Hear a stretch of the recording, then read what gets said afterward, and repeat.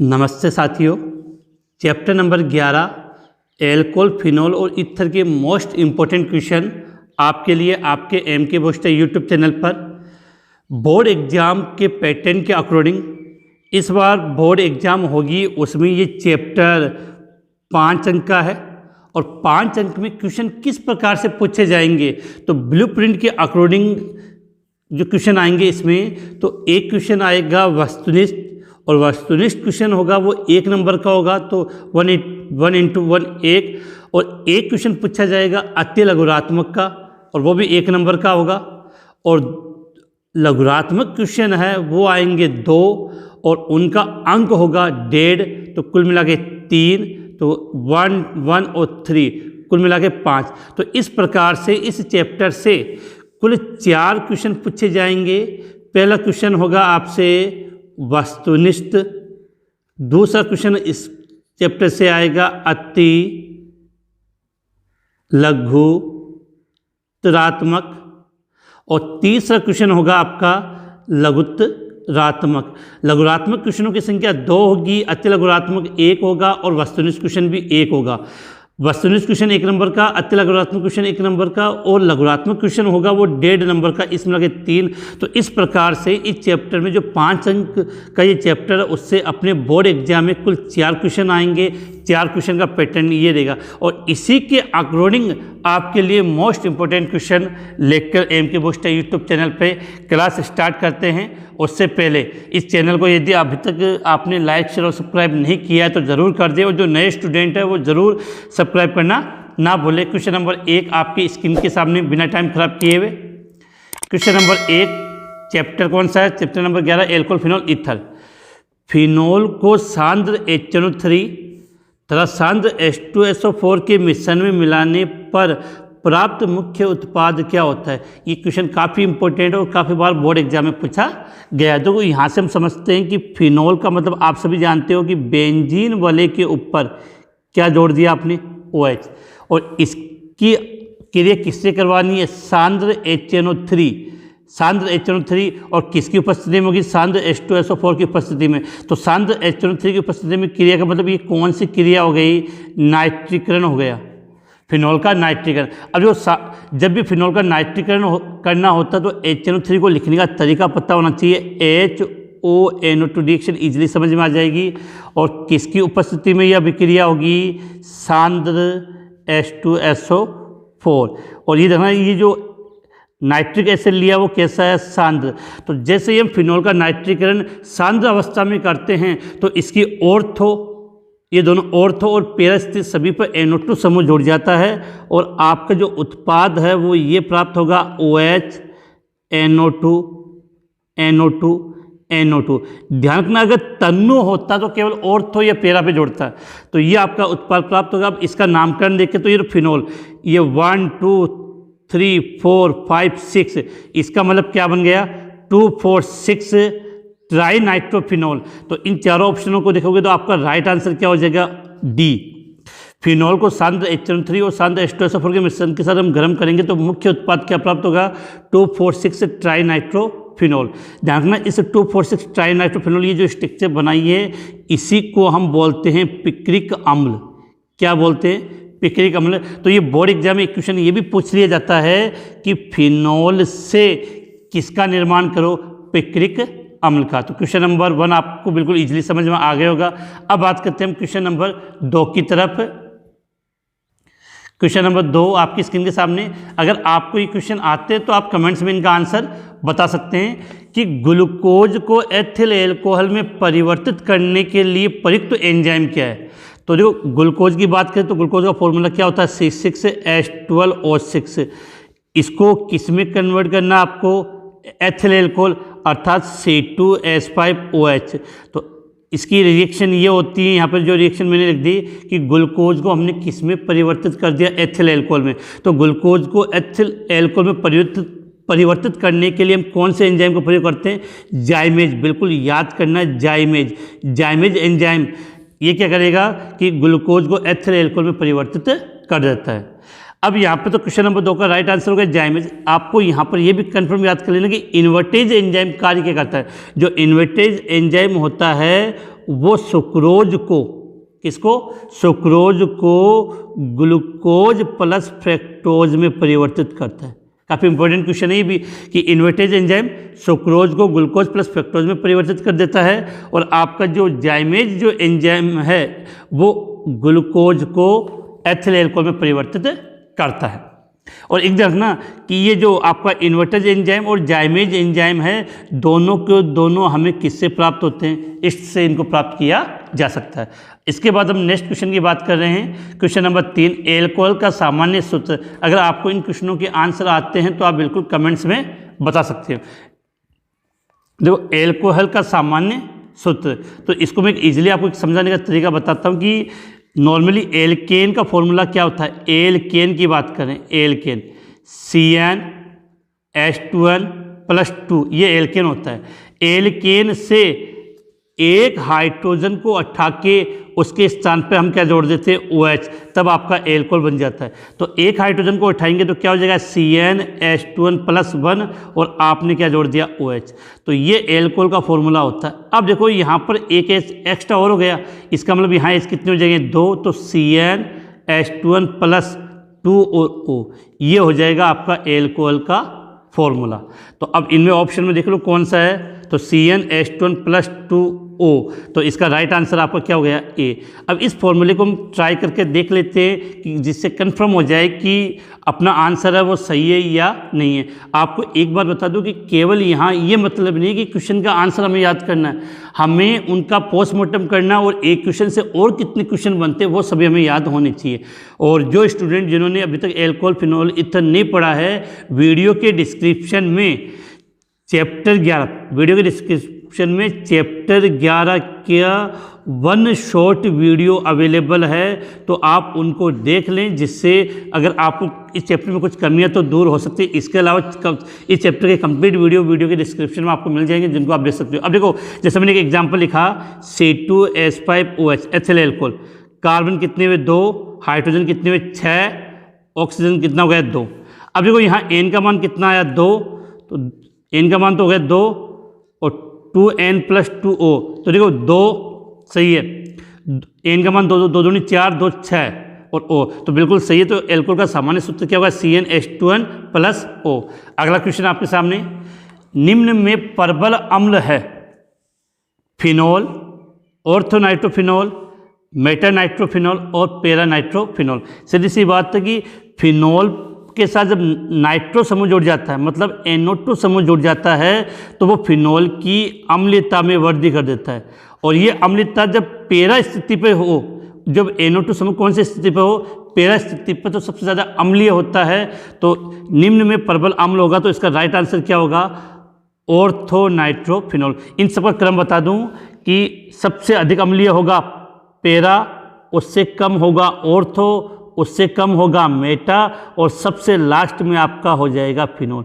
तो ये बिल्कुल आपके माइंड में क्लियर होना चाहिए कि फिनोल में ये ऑर्थो मेटा पैरा नाइट्रो समूह की बात करें तो सबसे अधिक अम्लीय पैरानाइट्रोफिनोल, उससे कम ऑर्थोनाइट्रोफिनोल, उससे कम मेटानाइट्रोफिनोल, और सबसे कम फिनोल। इन चारों ऑप्शन के अकॉर्डिंग अगर अभी तक आपने वीडियो को लाइक, शेयर और सब्सक्राइब करना नहीं किया तो ना भूलें, और अपने सभी साथी उन सभी को इस वीडियो का लिंक जरूर शेयर करें, जिससे आपके साथ उनका भी भला हो सके। अब क्वेश्चन नंबर 5 की तरफ हम आगे बढ़ते हैं। क्वेश्चन नंबर 5, तो क्या है कि एथेनॉल को सांद्र H2SO4 के साथ कितने टेम्परेचर, सबसे इंपॉर्टेंट चीज़ है, 413 केल्विन ताप पर गर्म करने पर यौगिक क्या प्राप्त होता है। एक चीज़ आप याद कर लेना कि एथेनॉल का फॉर्मूला मैंने लिख दिया C2H5OH, ठीक है। इस एथेनॉल को हम किसके साथ गर्म कर रहे हैं, यहाँ पे सांद्र H2SO4 के साथ। दो कंडीशन आपको यह याद करना है कि अगर आपने 413 केल्विन पर गर्म किया और एक 413 पे, तो अगर 443 केल्विन पर अगर आप गर्म करते हो तो एल्किन बनती है। तो एथेनॉल लिया है तो आपकी एथिन बनेगी CH2 डबल बॉन्ड CH2। लेकिन अगर आप टेम्परेचर 413 लेते हो तो ईथर बनता है, ईथर, तो एथिल एल्कोहल से क्या बन जाएगा, C2H5O C2H5। तो याद रखना है कि 413 लेंगे तो ईथर बनेगा, 443 लेंगे तो एल्किन बनेगी। तो एथेनॉल को सांद्र H2SO4 के साथ 443 केल्विन। तो इस क्वेश्चन का राइट आंसर हो जाएगा, आपको उत्पाद के रूप में क्या प्राप्त होगा, एथिन प्राप्त होगा। इसके बाद नेक्स्ट क्वेश्चन नंबर 6, इलेक्ट्रॉन स्नेह प्रतिस्थापना विक्रिया में फिनॉल का OH समूह होता है। तो ध्यान रखना, ये जो OH समूह होता है वो ऑर्थो व पैरा निर्देशी होता है, ऑर्थो व पैरा निर्देशी। एक चीज़ और याद कर लेना सिलेबस में अपने सभी चैप्टरों में, जैसे एक तो आपका हेलोजन, एक आपका एमीन, ये एल्कोहलिक, ये जो समूह है ये सब आपके कौन से होते हैं, ऑर्थो या पैरा निर्देशी होता है। लेकिन याद कर लेना कि कार्बोक्सिलिक अम्ल होता है वो कौन सा होता है, मेटा निर्देशी होता है। तो क्वेश्चन नंबर 6 का राइट आंसर, इलेक्ट्रॉन स्नेह प्रतिस्थापन विक्रिया में फिनॉल होता है, क्या होगा, ऑर्थो पैरा निर्देशी। इसके बाद नेक्स्ट क्वेश्चन काफ़ी इंपॉर्टेंट और काफ़ी बोर्ड एग्जाम में भी पूछा गया है, उम्मीद है आपको आता होगा, जल्दी से कमेंट्स में इसका आंसर, कि फिनॉल की यशद रज के साथ अभिक्रिया से बनता है। यशद रज का मतलब हो गया कि फिनॉल को किसके साथ गर्म करना है, आपको जिंक के साथ। किसके साथ, जिंक के साथ। तो रिएक्शन में समझा दूं कि ये फिनॉल था OH, इस फिनॉल की क्रिया हमने जिंक चूर्ण के साथ इसको गर्म किया तो क्या हो जाएगा कि ये H आ जाएगा यहाँ पे और ये O इसके साथ जुड़कर जिंक ऑक्साइड बन जाएगा। तो सीधी सी बात है, इस स्ट्रक्चर को आप क्या बोलते हो, बेंजीन। तो फिनॉल को यशद रज अर्थात जिंक के साथ जब आप गर्म करोगे तो आपका मुख्य उत्पाद क्या बनेगा, बेंजीन। क्वेश्चन याद कर लेना, काफ़ी इंपॉर्टेंट क्वेश्चन है। नेक्स्ट क्वेश्चन आपके सामने, क्वेश्चन नंबर 8, निम्न में से मिश्रित ईथर कौन सा है। देखो ईथर दो प्रकार के होते हैं। ईथर का पहले फॉर्मूला अपने को पता होना चाहिए। ईथर का फॉर्मूला होता है आपका ROR। जब दोनों R समान हो तब तो उसको बोलते हैं हम सरल ईथर। क्या बोलेंगे, सरल ईथर। लेकिन मिश्रित ईथर का मतलब होता है कि जब इस O से दोनों R जुड़े हो लेकिन दोनों R क्या हो, अलग अलग हो, तो उसके लिए हम शब्द प्रयोग करते हैं मिश्रित ईथर। इसमें दोनों सेम है, CH3 CH2, इसको ये एथिल ये भी एथिल, बस घुमाने के लिए आपको। इसमें भी दोनों एथिल, इधर देखो एक मेथिल और दूसरा एथिल। तो क्वेश्चन नंबर 8 का राइट आंसर हो जाएगा मिश्रित ईथर, तो CH3O C2H5D इसका राइट आंसर हो जाएगा। इसके बाद नेक्स्ट क्वेश्चन 9 आपकी स्क्रीन पे, फिनॉल प्लस क्लोरोफॉर्म प्लस क्षार मुख्य उत्पाद है। तो सबसे पहले आपके दिमाग में ये होनी चाहिए कि फिनॉल की अभिक्रिया क्लोरोफॉर्म प्लस क्षार के साथ करवाते हो तो ये कौन सी अभिक्रिया होगी। तो इस अभिक्रिया का नाम जानते हो तो कमेंट्स में जल्दी से आप कमेंट्स करते रहें, जिससे मुझे पता चल जाता है कि आपको कितना समझ में आता है और कितना आप क्लास में इंटरेस्ट ले रहे हो। तो देखना, ये अभिक्रिया होती है आपकी राइमर टीमान अभिक्रिया। आपको बता दूं इस चैप्टर में 3 महत्वपूर्ण इंपॉर्टेंट रिएक्शन, एक तो राइमन टीमान अभिक्रिया, दूसरी कोल्बे अभिक्रिया और तीसरी विलियमसन संश्लेषण, ईथर संश्लेषण अभिक्रिया और एक फिडरक्राफ्ट अभिक्रिया होती है। इन सभी नेम रिएक्शनों का जो वीडियो का जो लिंक है वो वीडियो के डिस्क्रिप्शन में दिया, आप उसको दे सकते हो। तो देखना, फिनॉल प्लस क्लोरोफॉर्म प्लस क्षार की अभिक्रिया करवाते हैं तो मुख्य उत्पाद ये अभिक्रिया कौन सी, राइमन टीमान अभिक्रिया होती है। और इसमें मुख्य उत्पाद के रूप में आपको क्या बनता है, सैलिसैल्डिहाइड बनता है। चाहे तो आप रिएक्शन समझ सकते हो, यहाँ पे ये लिखा मैंने, यहाँ फिनॉल OH अभिक्रिया किससे, क्लोरोफॉर्म से CH Cl3 और क्षार तो 3 Cl तो 3 KOH आपने ले लिए। तो यहाँ से आपका जो उत्पाद बनता है वो ये बनेगा OH प्लस CHO। इसी कंपाउंड को हम क्या बोलते हैं, सैलिसैल्डिहाइड। अब ये कैसे बना है तो इसको समझना है तो वीडियो की डिस्क्रिप्शन में राइमन टीमान अभिक्रिया का लिंक दिया है, उसको आप इजीली समझ सकते हो। इसके बाद चलते क्वेश्चन नंबर 10 की तरफ। क्वेश्चन नंबर 10 आपके सामने, प्राथमिक द्वितीयक व तृतीयक एल्कोहल को विभेद किया जाता है। मतलब तीनों प्रकार के एल्कोहल को हम किसके द्वारा विभेद कर सकते हैं, राइमन टीमान अभिक्रिया द्वारा, लेसान्नी परीक्षण द्वारा, ल्यूकास अभिकर्मक द्वारा या टोलेन अभिकर्मक द्वारा। तो तीनों प्रकार के एल्कोहल में जो विभेद करने का कार्य कौन करता है, ल्यूकास अभिकर्मक। अब हमें यहाँ ल्यूकास अभिकर्मक का फॉर्मूला पता होना चाहिए, क्योंकि सीधा क्वेश्चन आ जाता है कि ल्यूकास अभिकर्मक का सूत्र लिखे। तो याद कर लेना कि सांद्र HCl प्लस निर्जल ZnCl2, सांद्र HCl प्लस निर्जल ZnCl2 के मिश्रण को हम क्या बोलते हैं, ल्यूकास अभिकर्मक कहते हैं और इसके द्वारा तीनों प्रकार के एल्कोहल में विभेद कर सकते हैं। तो ये क्वेश्चन तो आपके हो गए वस्तुनिष्ठ क्वेश्चन, जो आपके बोर्ड एग्जाम में एक क्वेश्चन इस प्रकार का आएगा। अब नेक्स्ट क्वेश्चन की बात करते हैं अति लघुरात्मक प्रश्न की तरफ हम आगे बढ़ते हैं। एक क्वेश्चन अति लघुरात्मक क्वेश्चन भी आपके बोर्ड एग्जाम में एक पूछा जाएगा और वो 1 नंबर का होगा। पहला बात है आपका ईथर का सामान्य सूत्र लिखें। किसकी बात करें हम? ईथर के सामान्य सूत्र की बात करें तो ईथर का भी सामान्य सूत्र बिल्कुल एल्कोहल के समान ही होता है, CnH2n+2O। ईथर का सामान्य सूत्र क्या होगा? CnH2n+2O। एल्कोहल का भी यही होता है। विशेष बात रखना, ईथर और एल्कोहल, यहाँ एक इंपॉर्टेंट चीज़ें बता रहा हूँ, ईथर और एल्कोहल एक दूसरे के क्या होते हैं? समावयवी होते हैं। और समावयवी तो सीधी बात है, इनका सूत्र ये हो गया। अब देखो ईथर को सामान्य सूत्र तो ये लिखते हैं, लेकिन ईथर को रिप्रेजेंट हम किसके द्वारा करते हैं? ROR। अब दोनों एल्किल समूह समान होंगे तब तो इसको बोलेंगे सरल ईथर, और दोनों एल्किल समूह अगर अलग अलग होंगे तो इसे हम क्या बोलेंगे? मिश्रित ईथर कहा जाता है। इसके बाद नेक्स्ट क्वेश्चन, फिनोल को वायु में खुला छोड़ने पर क्या होता है? बहुत अच्छा क्वेश्चन है कि फिनोल को वायु में खुला छोड़ेंगे तो पैराबेंजोक्विनोन बन जाता है, जिससे फिनोल का रंग क्या हो जाता है? हल्का गुलाबी हो जाता है। तो ये हो जाएगा फिनोल को वायु में खुला छोड़ने पर, यहाँ तो यहाँ से हो जाएगा कि फिनोल को वायु में खुला छोड़ने पर यह ऑक्सीकृत होकर पैराबेंजोक्विनोन, क्या? पैराबेंजोक्विनोन बनाता है, जिसके कारण इसका रंग हल्का गुलाबी हो जाता है, जिसके कारण इसका रंग हल्का गुलाबी हो जाता है। तो ये ऑक्सीकृत होकर क्या बनाएगा? पैराबेंजोक्विनोन बना लेता है, जिसके कारण इसका रंग हल्का गुलाबी हो जाता है। इसके रिएक्शन भी हम लिख दें कि जिससे आपको इजीली समझ में आए। ये एल्कोहल था, एल्कोहल को आपने क्या किया? वायु में खुला छोड़ दिया। तो वायु में खुला छोड़ने का मतलब इसका क्या हो गया? ऑक्सीकरण, और उससे आपका उत्पाद क्या बन गया? बेंजोक्विनोन। बेंजोक्विनोन की स्ट्रक्चर ये होती है, यहाँ डबल बॉन्ड O। इस कंपाउंड को हम क्या बोलते हैं? पैराबेंजोक्विनोन। बोर्ड एग्जाम में आया क्वेश्चन है। इसके बाद हम बात करें अगले क्वेश्चन की तरफ। क्वेश्चन नंबर 13, प्राथमिक, द्वितीयक और तृतीयक एल्कोहल की अम्लता का क्रम लिखें। कि बात यह है कि प्राथमिक एल्कोहल का मतलब क्या हो गया? RCH2OH। द्वितीयक एल्कोहल की बात करें तो RCHROH। तृतीयक एल्कोहल की बात करें तो RROH। तो ये तीनों प्रकार के एल्कोहल हो गया। ये 1 डिग्री एल्कोहल, ये 2 डिग्री एल्कोहल और 3 डिग्री एल्कोहल।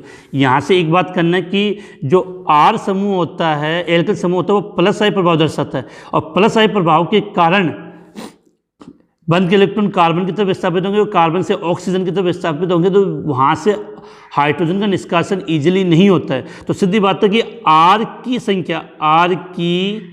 संख्या बढ़ने पर अम्लता क्या होती है? कम होती है। तो जितने ज़्यादा R होंगे उसकी अम्लता उतनी कम होगी। तो सीधी सी बात है कि तृतीयक एल्कोहल है उसमें 3 R है, तो इसकी अम्लता सबसे कम होगी। तो इसका मतलब प्राथमिक एल्कोहल सबसे अधिक अम्लीय होगा। तो सबसे अधिक अम्लीय कौन सा होगा? प्राथमिक एल्कोहल सबसे अधिक अम्लीय, प्राथमिक एल्कोहल उससे कम द्वितीयक एल्कोहल, और सबसे कम कौन सा हो जाएगा? तृतीयक एल्कोहल। इसके बाद नेक्स्ट क्वेश्चन आपके सामने, गिन्यार अभिकर्मक की अभिक्रिया फॉर्मेल्डिहाइड से करवाने पर प्राप्त होने वाला उत्पाद। तो सीधी बात है कि गिन्यार अभिकर्मक का मतलब क्या हो गया? RMgX, और इसकी क्रिया आप किससे करवाओगे? फॉर्मेल्डिहाइड से। तो बिल्कुल क्लियर करना कि फॉर्मेल्डिहाइड की क्रिया जब भी गिन्यार अभिकर्मक के साथ होगी तो आपका उत्पाद सदैव प्राथमिक एल्कोहल प्राप्त होता है। कौन सा एल्कोहल? प्राथमिक एल्कोहल। अब याद कर लेना, SCHO क्या बोलते हैं इसको? फॉर्मेल्डिहाइड। लेकिन अगर आपने ये अभिक्रिया किससे करवा दी? एसिटैल्डिहाइड से, किसकी? वही गिन्यार अभिकर्मक की, तो आपको द्वितीय एल्कोहल प्राप्त होता है। और कीटोन से अभिक्रिया कराओगे, किससे? कीटोन से, तो आपको तृतीयक एल्कोहल प्राप्त होता है। बिल्कुल माइंड में क्लियर होना चाहिए कि गिनार अभिक्रमण की क्रिया फॉर्मेल्डिहाइड से कराओगे तो प्राथमिक एल्कोहल, फॉर्मेल्डिहाइड के अलावा कोई भी एल्डिहाइड, जैसे नॉर्मली एसिटाल्डिहाइड ले लिया तो द्वितीयक एल्कोहल, और कीटोन से करवा दिया तो तृतीयक एल्कोहल का निर्माण होता है। तो काफ़ी इजी क्वेश्चन है, और इस बिल्कुल याद होना, मैंने एक ही बात कही कि हमें केवल एक क्वेश्चन याद नहीं करना, उस क्वेश्चन से रिलेटेड जितने भी क्वेश्चन बनते हैं उन सबको हमें याद करना। अगला क्वेश्चन है कि कास्ट स्पिरिट का नाम व शब्द लिखें। तो आपको बता दो कास्ट स्पिरिट है वो हम कहते हैं मेथिल एल्कोहल को, मेथिल एल्कोहल को। कास्ट स्पिरिट किसको कहते हैं? मेथिल एल्कोहल को। और मेथिल एल्कोहल का फॉर्मूला क्या होता है? CH3OH। अब क्वेश्चन बनेगा कि मेथिल एल्कोहल को कास्ट स्पिरिट क्यों कहते हैं? क्योंकि मेथिल एल्कोहल को सबसे पहले, मेथिल एल्कोहल को सबसे पहले लकड़ी के भंजक आसवन से प्राप्त किया गया, भंजन आसवन से प्राप्त किया गया। अब लकड़ी को आप क्या बोलते हो? कास्ट। इस कारण से क्या नाम होगा? मेथिल एल्कोहल को हम क्या बोलते हैं? Cast spirit CH3OH। क्वेश्चन आपको कैसे लगे? और आप अगर इन सभी क्वेश्चनों की प्रैक्टिस कर लोगे, जितने भी क्वेश्चन में लिख रहा हूँ मोस्ट इंपॉर्टेंट, इन सभी की प्रैक्टिस कर लोगे तो आप ये पाओगे कि आपके पूरे चैप्टर का अच्छी तरीके से रिवीजन हो गया, और आपको चैप्टर आपने याद तो किया था लेकिन उसको रिप्रेजेंट कैसे करोगे उनके लिए। और ये क्वेश्चन काफ़ी मेहनत से आप लोगों के लिए बनाए गए, तो कमेंट्स करके ज़रूर बताना कि क्वेश्चन आपको कैसे लगे। और इस चैप्टर के बाद, चैप्टर नंबर 11 के बाद आपको कौन से चैप्टर के क्वेश्चन सबसे पहले चाहिए वो भी आप कमेंट्स कर दें। इसके बाद क्वेश्चन नंबर 16 की तरफ आगे बढ़ते हैं हम।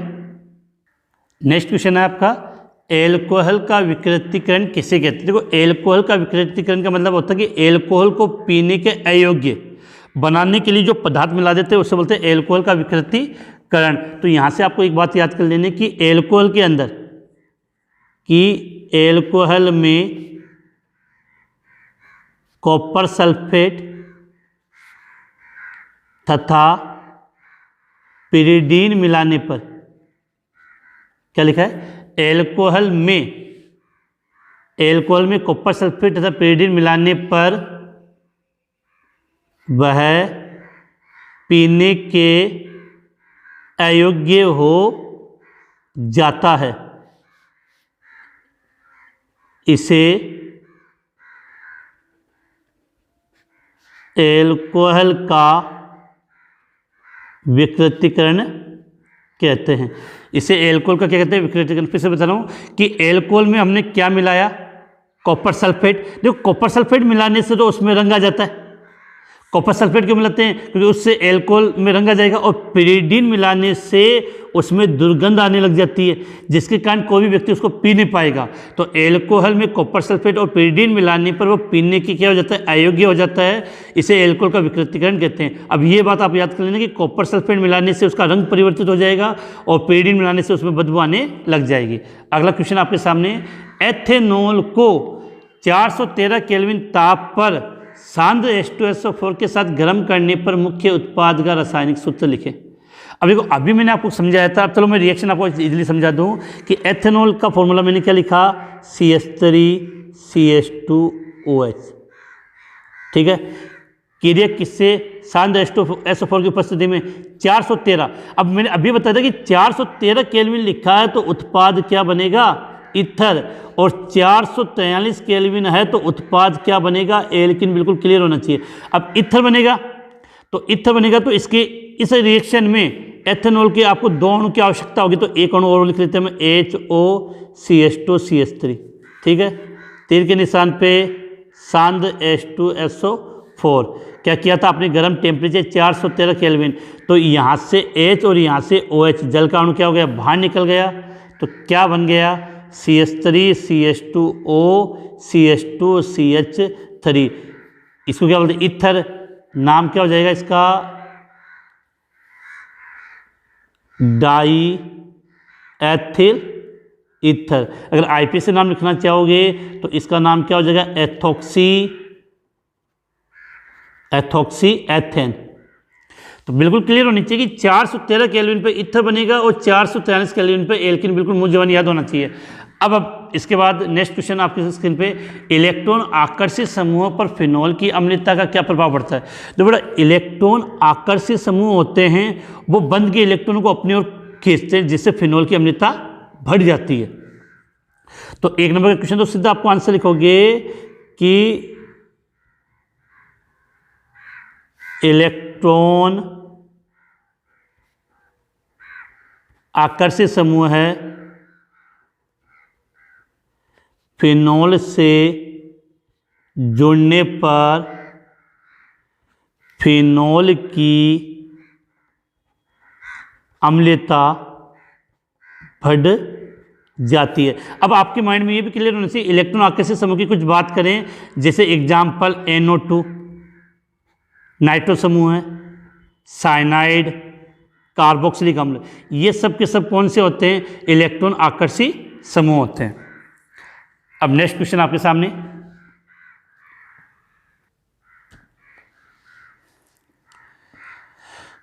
अब देखो नेक्स्ट क्वेश्चन है कि एल्कोहल का क्वथनांक समान अणुभार वाले हाइड्रोकार्बन, एल्किल हैलाइड और ईथर की तुलना में अधिक होता है क्यों। तो सीधा जब आंसर लिखेंगे तो हम ये लैंग्वेज यहाँ से स्टार्ट करेंगे कि एल्कोहल का क्वथनांक समान अणुभार वाले हाइड्रोकार्बन, एल्किल हैलाइड व ईथर की तुलना में अधिक होता है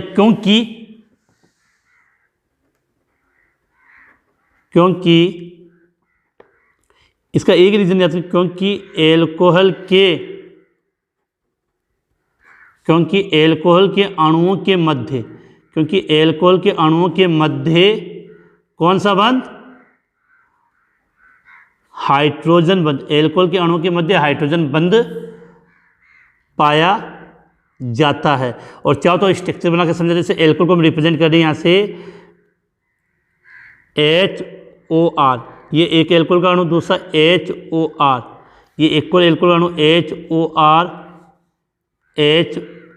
HOR, तो यहाँ पर इन अणुओं के बीच में ये क्या बन जाता है, आपका हाइड्रोजन बंध। ये कौन सा बंध हो गया, आपका हाइड्रोजन बंध। तो हाइड्रोजन बंध बनने के कारण इनका जो क्वथनांक होता है वो समान अणुभार वाले इनसे अधिक होता है। तो एक ही बात याद करनी है सीधा, क्या, हाइड्रोजन बंध। अगला, निम्न अभिक्रिया में आपको A और B की पहचान करनी है। निम्न अभिक्रिया में A तथा B की पहचान करनी है। तो जो क्या है कि CH2 डबल बॉन्ड CH2, तनु H2SO4 की उपस्थिति में इसकी क्रिया जल से करवा रहे हैं, तो यहाँ पर कौन सी क्रिया हो जाती है, जलयोजन हो जाएगा। अब जलयोजन होगा तो समझो यहाँ पे CH2 डबल बॉन्ड CH2 और जलयोजन होने का मतलब H और OH जुड़ेगा। अब ये सम्मित है तो इस कार्बन से जोड़ दिया मैंने H और यहाँ से मैंने जोड़ दिया OH, तो क्या बन गया आपका CH3CH2OH। ये तो हो गया आपका A, एथिल एल्कोहल। क्लियर है। अब क्या किया, इस एथिल एल्कोहल को सांद्र H2SO4 के साथ 443 केल्विन, अभी कहा था कि 443 केल्विन सांद्र H2SO4 के साथ गर्म करते तो एल्किन बनता है। तो क्या होगा, एक OH यहाँ से जाएगा और H यहाँ से जाएगा, तो CH2 डबल बॉन्ड CH2, अर्थात क्या बन गया, एथिल बन गया। क्या बन गया आपका, एथिल बन गया कि CH2 डबल बॉन्ड CH2 क्या बन गया, एथिल। अभी देखो इसका आंसर आप फिर से लिखोगे कि जो A है वो तो क्या हो गया आपका CH3CH2OH, नाम लिख देना साथ में और अच्छा रहता है, एथिल एल्कोहल, साधारण IPC जो आपको आई बोल सकते हो। बी उत्पाद क्या आपका एथिन बना, तो बी उत्पाद क्या बना है, CH2 डबल बॉन्ड CH2, ये क्या बन गया आपका, एथिन। तो ये आपके हो गए अति लघुरात्मक क्वेश्चन। अब इस चैप्टर में अगले लघुरात्मक क्वेश्चन हम उनकी बात करते हैं।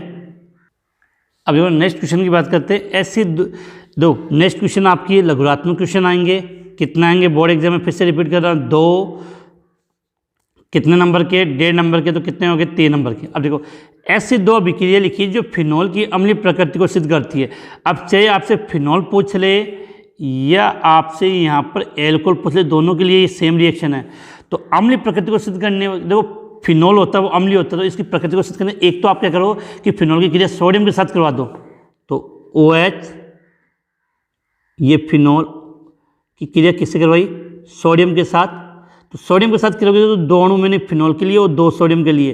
तो अब क्या होता है कि यहाँ से सीधी बात है कि अम्लीय प्रकृति में सिद्ध होती है कि अगर फिनॉल की क्रिया आप किसी भी धातु के साथ कराओगे तो हाइड्रोजन गैस बाहर निकलेगी। तो होगा क्या कि यहाँ पर आपका बेंजीन वाले पर ONA जुड़ गया, 2 प्लस हाइड्रोजन गैस बाहर हो गई, तो 2 लिए तो 2H बाहर हो गए और 2 Na मैंने यहाँ पे जोड़ दिए। ये क्या बन गया? Sodium phenoxide. क्या बन गया? Sodium phenoxide. तो बिल्कुल क्लियर होना चाहिए कि फिनॉल की क्रिया, पहली रिएक्शन तो हो गई, फिनॉल की क्रिया सोडियम धातु के साथ करवाई, तो किसके बेंजीन वाले के ऊपर ONA बना, तो इसको हम बोलेंगे सोडियम फिनॉक्साइड। क्लियर है? दूसरी रिएक्शन क्या की कि मैंने इस फिनॉल की क्रिया क्षार से करवा दी NaOH, तो फिनॉल अम्ल और ये क्षार, तो क्षार के साथ क्रिया करवा, तो सीधी सी बात है यहाँ से H और यहाँ से OH बाहर चला गया और बेंजीन वाले के ऊपर आपका क्या जुड़ गया? ONA प्लस जल का अणु, तो ये भी क्या बन गया? Sodium phenoxide. तो ये दोनों रिएक्शन है वो फिनॉल की अम्लीय प्रकृति को सिद्ध करती है। इसके पश्चात यहाँ पर 2 क्वेश्चन है कि क्वेश्चन नंबर 22 काफ़ी इंपॉर्टेंट क्वेश्चन है। क्वेश्चन नंबर 22 आपके सामने क्या है कि एथीन के जलयोजन से एथेनॉल प्राप्त करने की क्रियाविधि लिखें। तो पहले रिएक्शन समझा दूं मैं आपको कि एथीन है तो CH2 डबल बॉन्ड CH2, जलयोजन का मतलब क्रिया किससे होगी? जल से, तो यह लिख दिया HOH, और ये जलयोजन होता है वो अम्ल उत्पीड़ित होता है, तो अम्लीय माध्यम में होगा। तो अब सीधी बात है कि H इस कार्बन से जोड़ दिया और OH इससे जोड़ दिया, तो आपका बन जाएगा CH3 CH2OH। ये क्या बन गया? आपका एथिल एल्कोहल। क्या बन गया? Ethyl alcohol. लेकिन अब सवाल को समझना है कि आपको समीकरण नहीं पूछी है, इसकी क्या पूछी है? क्रियाविधि। तो एथेन के जलयोजन से जो एथेनॉल प्राप्त करने की जो क्रियाविधि है वो 3 पदों में संपन्न होती है। क्या होती है? 3 पदों में। तो इस रिएक्शन का नाम होता है कि अम्ल उत्प्रेरित, ऐसे लिख सकते हैं आप चाहो तो, एल्कीन का अम्ल उत्प्रेरित जलयोजन। एल्कीन का अम्ल उत्प्रेरित जलयोजन। तो क्रियाविधि काफ़ी बड़ी होती है और थोड़ा समझने में भी टफ पड़ता है। तो इस क्वेश्चन का आंसर है उसका लिंक मैंने वीडियो के डिस्क्रिप्शन में डाल दिया है, वहाँ से आप इस वीडियो के देखकर इस क्वेश्चन को आप इजीली समझ पाओगे। क्वेश्चन नंबर 23 आपके सामने अगला क्या दिया है? एथेनॉल के अम्लीय निर्जलन से एथेन प्राप्त करने की क्रियाविधि लिखें। एथेनॉल के अम्लीय निर्जल से एथेन प्राप्त करने की, अभी आपने जो क्वेश्चन पढ़ा था जस्ट उसका उल्टा। एथेनॉल मतलब CH3 CH2OH। ठीक है? क्या किया? इसको अम्लीय माध्यम में इसको हमने 443 केल्विन पे गर्म किया, तो यहाँ से OH और यहाँ से H, CH2 double bond CH2, आपको ये एथेन प्राप्त हो गई। तो पहले वाली रिएक्शन का जस्ट उल्टा। तो एथेनॉल के अम्लीय निर्जलन से एथेन प्राप्त करने की क्रियाविधि लिखिए। तो ये तो केवल हमने क्या लिखी है? समीकरण। क्रियाविधि, इसकी भी क्रियाविधि कितने पदों में संपन्न होती है? 3। पहले वाली क्रियाविधि का जस्ट उल्टा है। इसका भी लिंक मैंने वीडियो के डिस्क्रिप्शन में डाल दिया, जिससे आप आराम से इसको देख कर समझ लेना। इसके बाद नेक्स्ट क्वेश्चन, बड़े क्वेश्चन है, थोड़ा टाइम लग जाता है इसलिए। क्वेश्चन नंबर 24, ईस्ट में उपस्थित 2 एंजाइम के नाम दीजिए और इनके द्वारा उत्प्रेरित अभिक्रियाओं के समीकरण भी लिखिए। अगर आपको याद हो तो शुरुआत में हमने एक क्वेश्चन ऐसा हल किया था। तो ईस्ट के द्वारा 2 एंजाइम की बात करते तो एक एंजाइम तो हमने क्या याद कर लिया?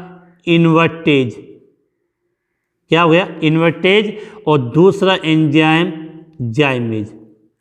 अब रिएक्शन भी याद होनी चाहिए, तो रिएक्शन में लिखेंगे ये कि इन्वर्टेज एंजाइम क्या करता है?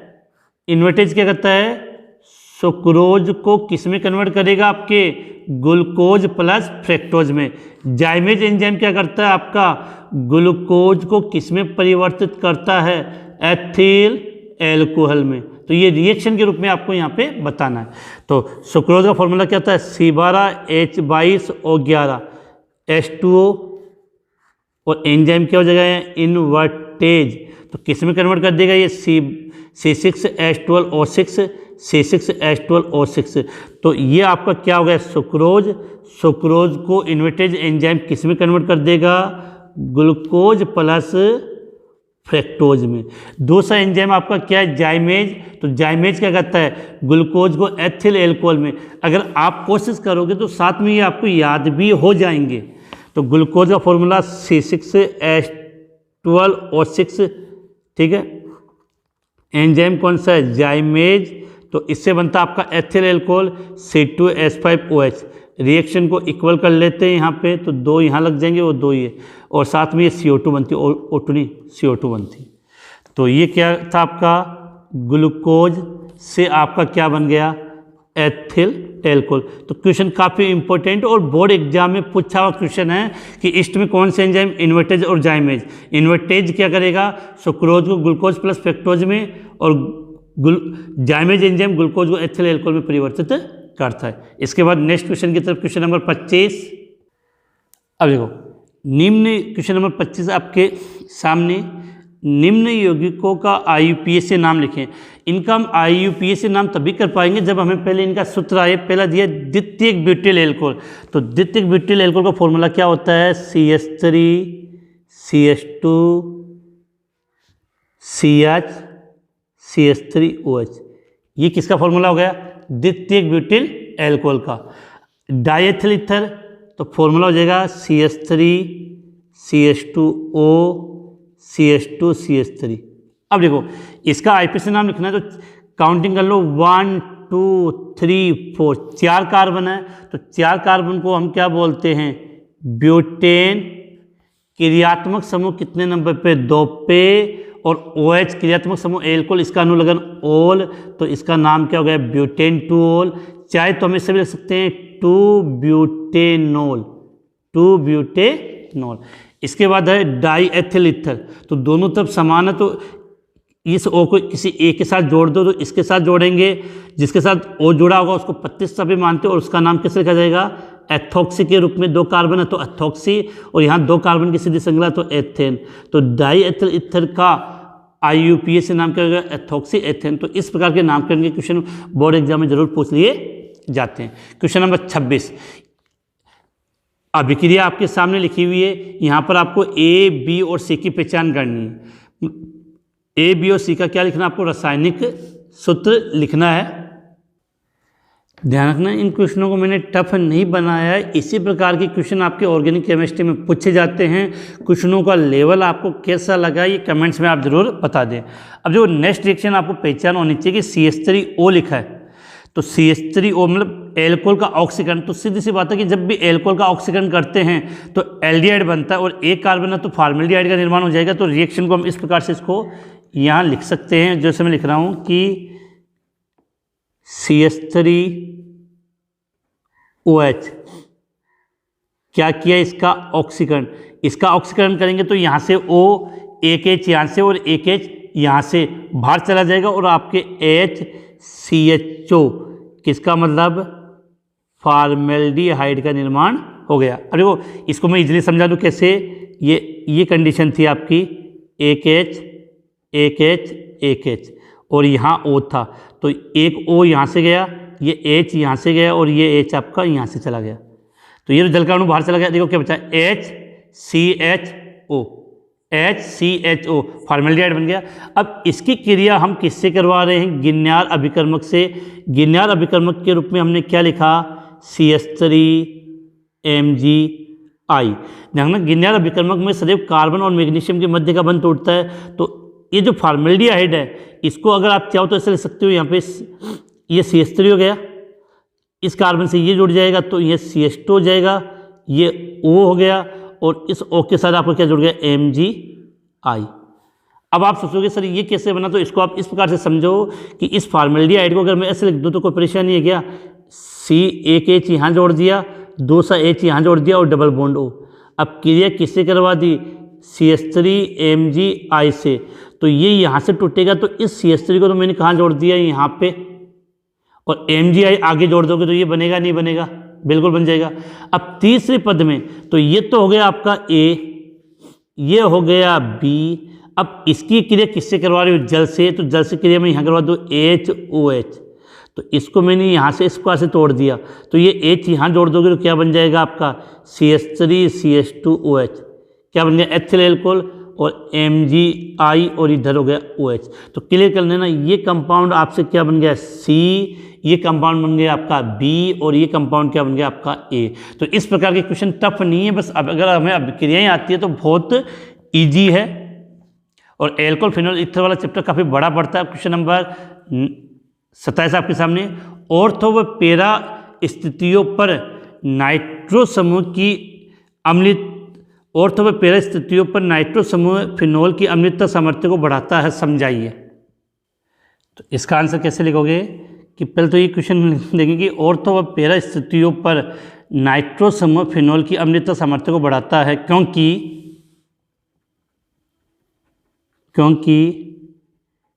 NO2 समूह है इलेक्ट्रॉन, NO2 समूह है इलेक्ट्रॉन अपनयक समूह है, या इसको ऐसे लिख सकते हैं इलेक्ट्रॉन NO2 समूह है इलेक्ट्रॉन आकर्षित समूह है होता है, जिसके कारण फिनोक्साइड आयन पर ऋणावेश का विस्थानीकृत हो जाता है। ये इसको आप ऐसे समझा सकते हो कि ये फिनोल है बेंजीन वाले के ऊपर OH, ठीक है। अब बनाते ऑर्थो पैरा स्थिति पे आपको क्या जानना, NO2। तो ये क्या किया मैंने यहाँ पर, ये फिनोल की इस ऑर्थो कंडीशन पे क्या जोड़ दिया, ऑर्थो, और यहाँ फिनोल की ऑर्थो पैरा कंडीशन पे क्या जोड़ दिया, NO2। अब NO2 क्या करता है, बंद के इलेक्ट्रॉनों को अपनी ओर खींचेगा, तो यहाँ पर बंद के इलेक्ट्रॉन इधर विस्थापित होंगे, तो यहाँ से जो H है वो आसानी से बाहर चला जाएगा, और H जितना आसानी से बाहर जाएगा वो उतना अधिक क्या होगा, अम्लीय होगा। सेम कंडीशन ये यहाँ पे लागू होती है। और एक याद कर लेना कि ऑर्थो नाइट्रोफिनोल, ये तो गया पैरा नाइट्रोफिनोल, पैरा नाइट्रोफिनोल, ये हो गया ऑर्थो नाइट्रोफिनोल।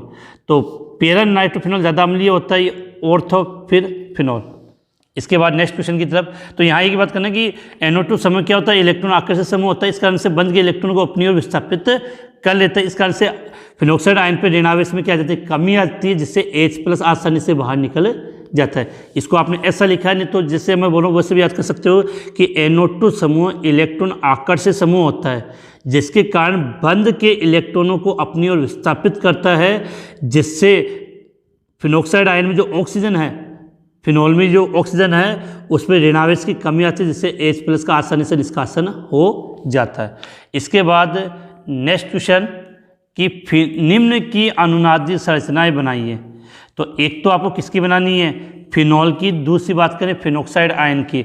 तो जब फिनोल की बात करें तो ये बेंजीन वाले के ऊपर OH, ये तो हो गया आपका फिनोल, और फिनोक्साइड आयन किसको बोलते हैं, O, और ये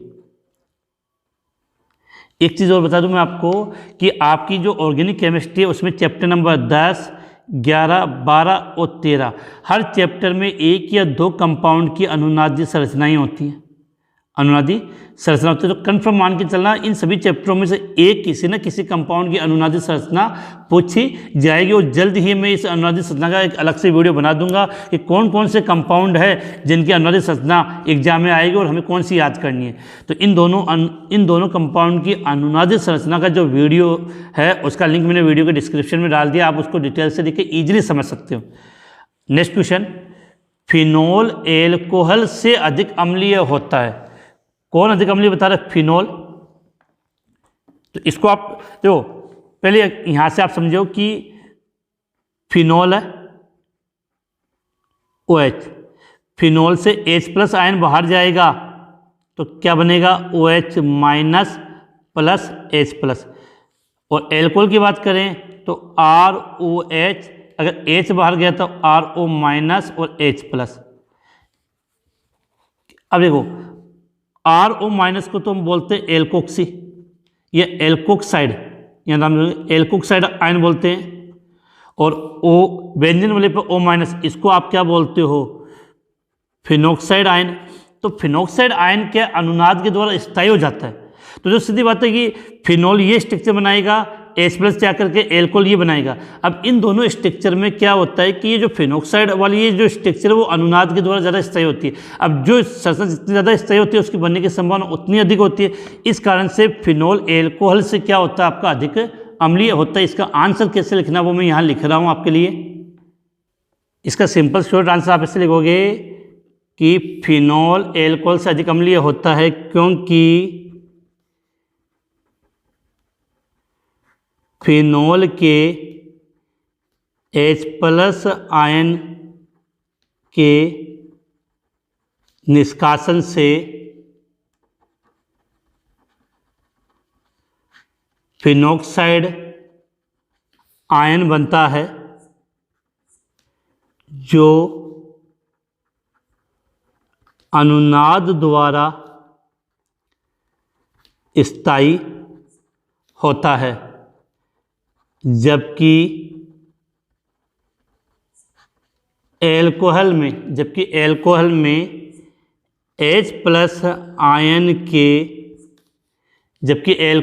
H+ आयन के निष्कासन से एल्कोक्साइड आयन बनता है जो अनुनाद नहीं दर्शाता है। और बेटा अनुनाद की संरचना जितनी ज़्यादा होगी वो उतना अधिक स्थायी होता है। अब यहाँ पर आपको एक काम और करना कि यहाँ पर आपको ये समीकरण लिखकर इस फिनॉक्साइड आयन की अनुनाद संरचना आप और बना दो तो क्वेश्चन आपको एकदम परफेक्ट हो जाएगा। अब बात करते हैं क्वेश्चन नंबर 30 नेक्स्ट प्रश्न की तरफ। क्वेश्चन नंबर 30 आपके स्क्रीन के सामने। ऑर्थो एवं पैरा नाइट्रोफिनॉल को आप किस प्रकार पृथक कर सकते हो? तो पहले लिखोगे ऑर्थो व पैरा नाइट्रोफिनॉल को कौन सी विधि के द्वारा? वाष्पीय आसवन के द्वारा पृथक कर सकते हैं। ऑर्थो एवं पैरा नाइट्रोफिनॉल को किसके द्वारा? वाष्पीय आसवन के द्वारा पृथक कर सकते हैं। अब इसको क्वेश्चन का आंसर समझने की कोशिश करना। ऑर्थो नाइट्रोफिनॉल का मतलब क्या हुआ कि आपने ये बेंजीन वाले बनाई, यहाँ पर आपने क्या जोड़ दिया O और यहाँ आपका जुड़ गया H। क्लियर है? अब ऑर्थो कंडीशन पे NO2 होगा तो इसका मतलब क्या हुआ N डबल बॉन्ड O और ये O। ये तो हो गया आपको ऑर्थो नाइट्रोफिनॉल। पैरा नाइट्रोफिनॉल की बात करें तो ये आपका बेंजीन वाले, यहाँ पर आपका OH, यहाँ पर आपका N डबल बॉन्ड O और यहाँ पे ये आपका O। ये हो गया पैरा नाइट्रोफिनॉल। अब क्या होता है कि इनके मध्य हाइड्रोजन बंध बनता है तो ऑर्थो नाइट्रोफिनॉल में तो एक ही अणु के मध्य हाइड्रोजन बंध बन जाता है, यहाँ से H और यहाँ से OH बन गया। और पैरा नाइट्रोफिनॉल में क्या होता है, दो अणुओं के मध्य हाइड्रोजन बंध बनेगा। समझते इसको? ये कंडीशन हो गई आपकी O और ये H। तो यहाँ पर इसके कितने अणुओं के मध्य बंध बना है? तो पैरा नाइट्रोफिनॉल में दो अणुओं के मध्य हाइड्रोजन बंध बनता है, जबकि ऑर्थो नाइट्रोफिनॉल में एक ही अणु के मध्य हाइड्रोजन बंध बनता है, जिसके कारण इसका जो ऑर्थो रूप होता है, ऑर्थो रूप आसानी से वाष्पित हो जाता है, इसका ऑर्थो रूप आसानी से क्या हो जाता है? वाष्पित हो जाता है। जबकि पैरा रूप ले सकते हो कि इसके पैरा रूप में, मतलब पैरा नाइट्रोफिनॉल में, इसके पैरा रूप में अंतरा आणविक हाइड्रोजन बंध पाया जाता है, जिससे अणु सगुणित हो जाता है, जिसके कारण क्या होता है कि जो पैरा रूप है ये कम वाष्पशील होता है, पैरा रूप कम वाष्पशील होता है, और जो ऑर्थो रूप है वो जल्दी से वाष्पित हो जाता है। इस कारण से ऑर्थो रूप को पहले अलग कर लेंगे और लास्ट में क्या बच जाता है आपका पैरा रूप। तो क्वेश्चन का आंसर यहाँ से लिख दोगे कि ऑर्थो व पैरा नाइट्रोफिनॉल को हम वाष्पीय आसवन के द्वारा अलग कर सकते हैं। ऑर्थो रूप आसानी से वाष्पित हो जाता है, जबकि पैरा रूप में अंतरा आणविक का मतलब दो अणुओं के मध्य हाइड्रोजन बंध बनता है, जिससे अणु सगुणित होता है, जिसके कारण ये कम वाष्पशील होता है। अगला नेक्स्ट क्वेश्चन, एल्कोहल की अम्लता जल से कम होती है, कारण बताइए। देखो एक चीज सुनना यहाँ से, अब देखो यहाँ से समझो, एल्कोहल का मतलब क्या होता है, ROH। जल की बात करें तो HOH। दोनों में अंतर केवल ये होता है, एल्किल समूह क्या दर्शाता है, प्लस आई प्रभाव। अभी मैंने शुरुआत में बताया था कि R होता है एल्किल समूह, वो कौन सा प्रभाव दर्शा रहा है, प्लस आई प्रभाव। प्लस आई प्रभाव दर्शाने से इस ओर पर इलेक्ट्रॉन घनत्व तो बढ़ेगा, तो ऋणावेश बढ़ेगा, तो यह हाइड्रोजन को आसानी से बाहर नहीं जाने देगा। और मैंने ये कहा था कि जितने ज़्यादा एल्किल समूह होगा उसकी अम्लता उतनी कम होगी। तो जल और एल्कोहल का अगर आप देखें तो एल्कोहल में एल्किल समूह के प्लस आई प्रभाव के कारण इसकी अम्लता किसके कारण होती है, जल से कम होती है। तो आप लिख सकते हो कि एल्कोहल में एल्किल पहले समझो, एल्किल समूह के प्लस आई प्रभाव के कारण एल्कोहल की अम्लता जल से कम होती है।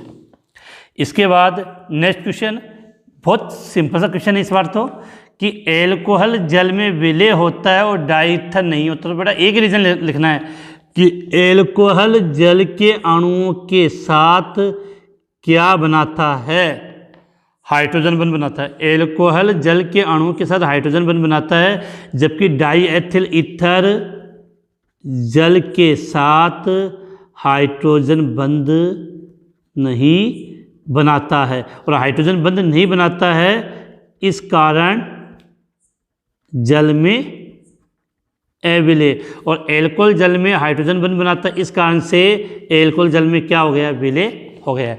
तो ये जल में विलय वाली बात पूछे तो एक ही बात याद कर लेना, हाइड्रोजन बंध, हाइड्रोजन बंध।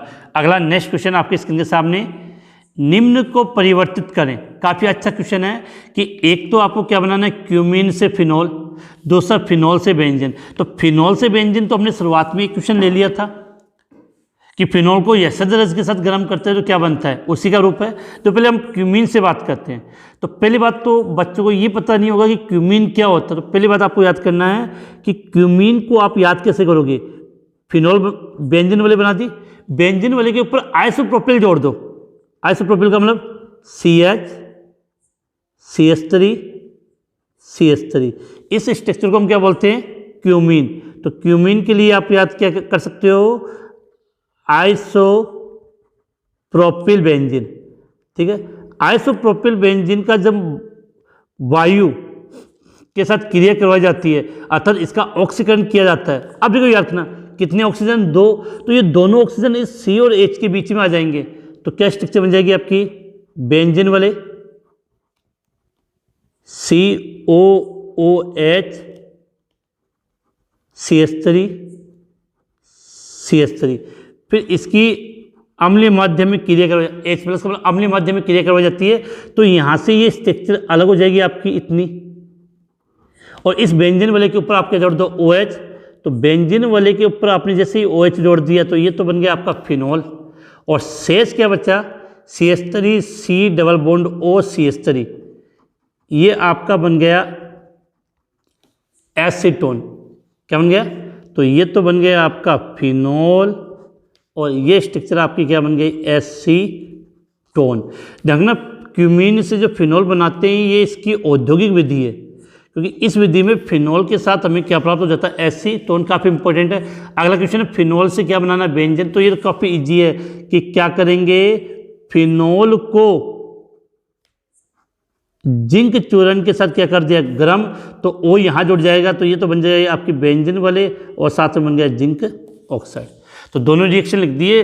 ये जितने भी क्वेश्चन पूछे हैं वो सब मैंने मेरी online class chemistry boost classes के माध्यम से सब हल करवा रखे हैं, और इन सभी के जो वीडियो हैं वो आपको वीडियो के डिस्क्रिप्शन में लिंक में मिल जाएंगे, वहाँ से आप इनको देख कर अच्छे तरीके से समझ सकते हैं। क्वेश्चन नंबर 33, 3-4 क्वेश्चन और बचे हैं। काफ़ी क्लास काफ़ी लंबी हो गई है, लेकिन जब तक आप इन क्वेश्चनों को इस प्रकार से हल नहीं करोगे तब तक आपको ये ऑर्गेनिक केमिस्ट्री बिल्कुल भी याद नहीं होगी। रात को पढ़ोगे और सुबह बिल्कुल कमेंट्स में लिख दो कहने का मतलब क्या था, समझ गए होंगे आप।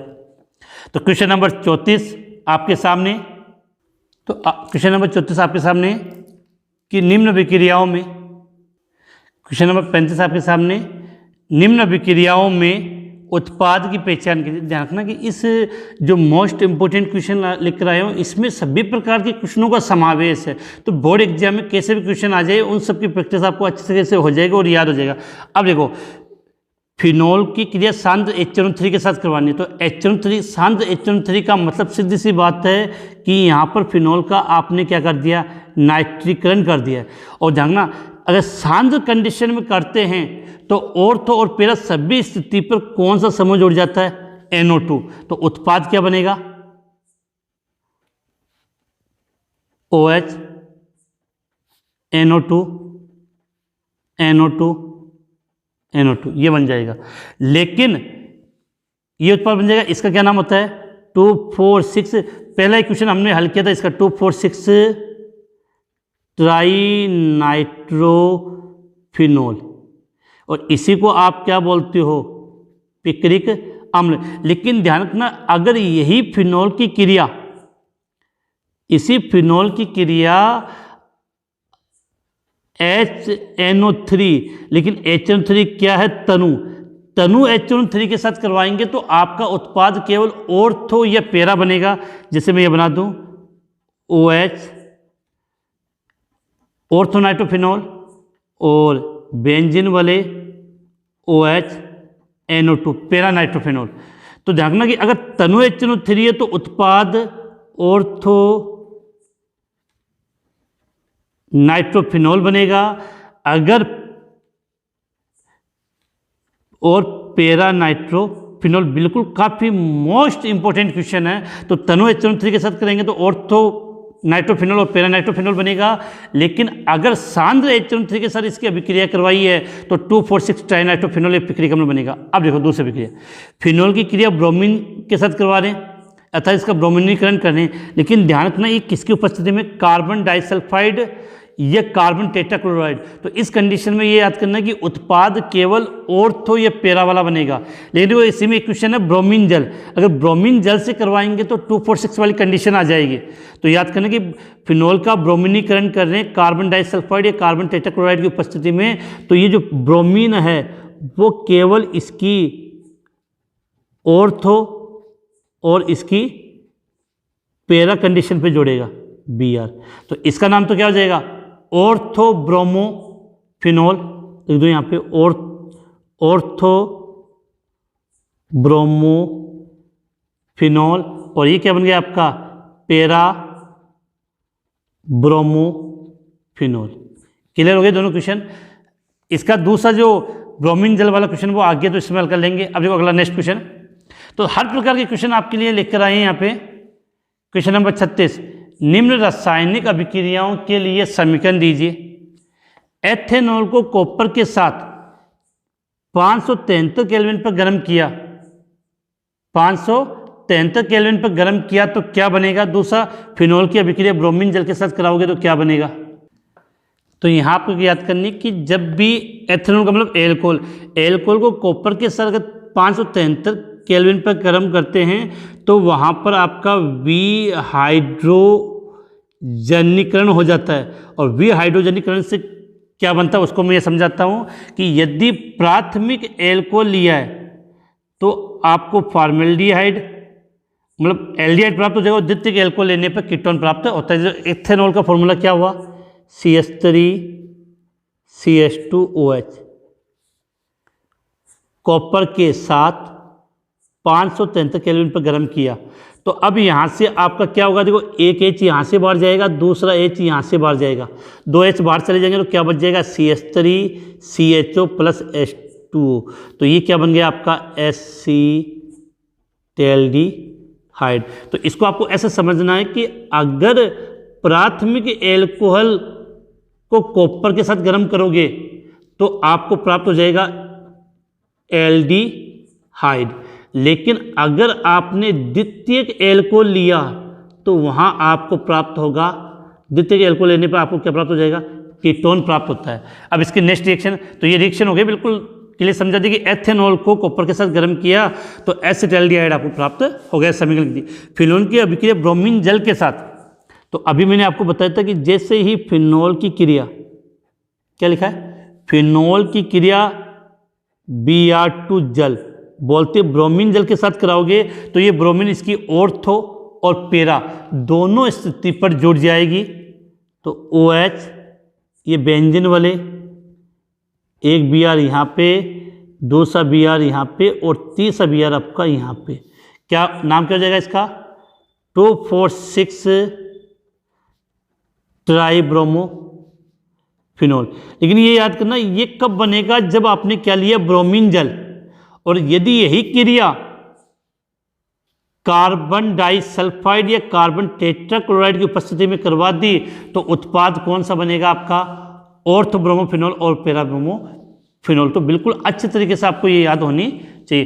क्वेश्चन नंबर 37, बेंजिलिक एल्कोहल और एलिलिक एल्कोहल का एक एक उदाहरण दीजिए। तो बेंजिलिक एल्कोहल का मतलब क्या होता है, जो एग्जांपल मैं समझाऊं, यहाँ इसका उदाहरण लिख रहे हैं, बेंजीन वाले,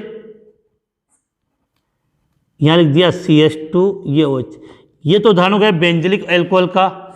एलिलिक एल्कोहल की बात करें तो इसका एग्जांपल क्या हो जाएगा, CH2 double bond CH CH2OH, ये इसका एग्जांपल हो गया। देखो मतलब क्या होता है, बेंजिलिक का मतलब होता है कि एल्कोहल जिस कार्बन से जुड़ा होगा उस कार्बन में संकरण क्या होगा, sp3। लेकिन sp3 वाला कार्बन बेंजीन वाले के किसके, sp2 कार्बन से जुड़ा होता है तो उसको बोलते हैं बेंजिलिक एल्कोहल। तो OH समूह जिस कार्बन से जुड़ा होगा उसमें तो संकरण sp3 होगा, लेकिन sp3 संकरित कार्बन बेंजीन वाले से जुड़ा होता है उसको बोलते हैं बेंजिलिक एल्कोहल। ये इसका एग्जांपल है। इस कंपाउंड का नाम होता है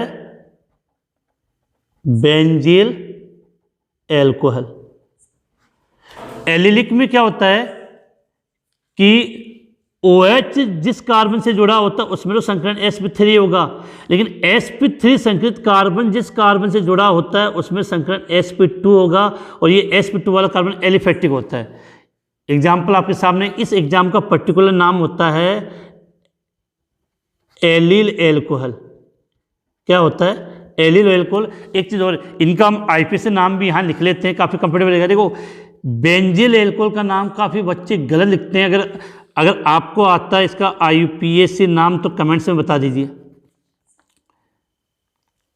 अब देखो, जब तक मैं एलिल का बता रहा हूं तब तक आप इसका कमेंट्स में लिख सकते हो कि इसमें क्या होता है कि 3 कार्बन की श्रृंखला होती है, तो 1 2 3, तो 3 कार्बन को हम क्या बोलते हैं, प्रोप, डबल बॉन्ड 2 नंबर पे तो प्रोप 2 इन, और एल्कोहल 1 पर है तो 1 ओल। तो इसका सही नाम क्या हो गया, एलिल एल्कोहल का प्रोप 2 इन 1 ओल। अब यहाँ पर हम बात करते हैं, ये लिखा मैंने बेंजिल एल्कोहल, इसका IPC नाम है। तो देखो इसका नामकरण आप अलग अलग तरीके से कर सकते हो, लेकिन सबसे बड़ी तरीका होता है कि इसको मैंने क्या मान लिया, मुख्य, इसको मुख्य मानेंगे तो ये प्रतिस्थापित हो जाएगा, तो क्या हो जाएगा इसका, फेनिल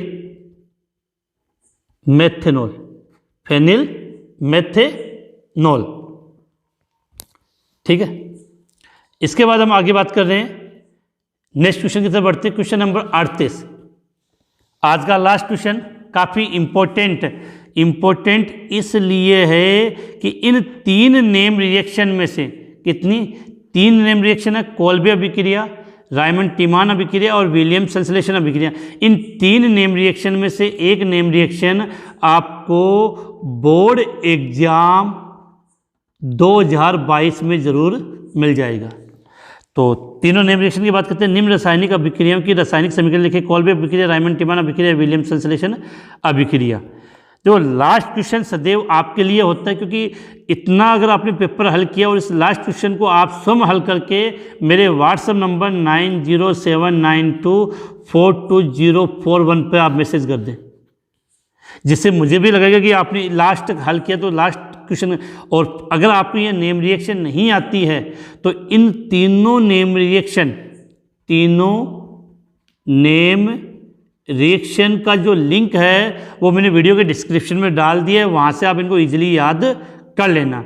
तो निम्न रासायनिक अभिक्रिया, इसी के साथ आपके चैप्टर नंबर 11 के जो मोस्ट इम्पोर्टेंट क्वेश्चन थे वो मैंने आपको कम्प्लीटली हल करवा दिए हैं। अगर आप इनको हल कर लोगे तो 99% उम्मीद रहेगी जो बोर्ड एग्जाम 2022 होगी वहाँ से आपका ये क्वेश्चन, चैप्टर वाला क्वेश्चन हल हो जाएगा। और विशेष मैंने एक बात की है, इन सभी को समझने के लिए वीडियो की डिस्क्रिप्शन में वन शॉर्ट क्लास, ये जिसको आप बोलते हो मैराथन क्लास का लिंक दिया। अगर आप उन क्लास को अटेंड कर लोगे, केवल 2 क्लास है चैप्टर की, और साथ में ये नेविगेशन याद कर लोगे, तो आपके चैप्टर में कहीं पर भी नंबर कटने की संभावना नहीं रहेगी और बिल्कुल ईजिली आपको समझ में आ जाएगा। और सबसे इम्पोर्टेंट, अगर आपको ये बिल्कुल भी थोड़ा बहुत भी अच्छा लगा है तो अपने जितने भी साथी हैं उनको इसका लिंक ज़रूर शेयर करें, जिससे वो भी उसका लाभ उठा सकें। और लास्ट में कमेंट्स ज़रूर करें, जिससे मुझे आपकी जो राय है वो समय समय पर प्राप्त होती रहे। इसी के साथ आज की ये क्लास समाप्त होती है। जय हिंद, जय भारत।